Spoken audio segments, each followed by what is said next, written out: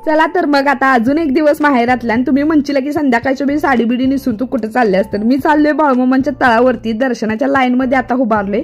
आणि बऱ्याच जणांनी माहित नाही की ह्यो विषय काय असतो, तर काय असतो तुम्हाला सांगतो. जेव्हा बाळूमामांची बकरी आपल्या गावात येतात की नाही त्यावेळी हा सोहळा असतोय 3 दिवसाचा किंवा 5 दिवसाचा. आणि आम्ही एवढे नशीबवान की आमच्या गावात हा दरवर्षी सोहळा असते. तर दर्शनाच्या भल्या मोठ्या लाईन मधनं दर्शन घेतलं आणि पलीकडेच भजनाचा कार्यक्रम चालू होता, पण तिकडे काय आपण फिरकलो नाही. आपण गेलो थेट जेवणाच्या लाईन मध्ये महाप्रसादाच्या.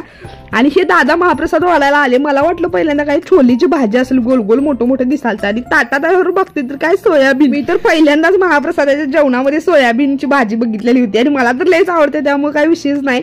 तो मी कधी बघितला काय मला कमेंट करून नक्की सांगा. आणि एकापेक्षा एक पाठीमागनं सगळी मेनू वाढीत होती. खिचडा पण होता बाळूमामांचं जे स्पेशल असते मक्याचं जुंधळ्याचं वगैरे दाणं भरडून. तर असं मस्त जेवणाचं ताट होतं आणि खीर तरी एकदम भारी होती, डबल मागून खाली.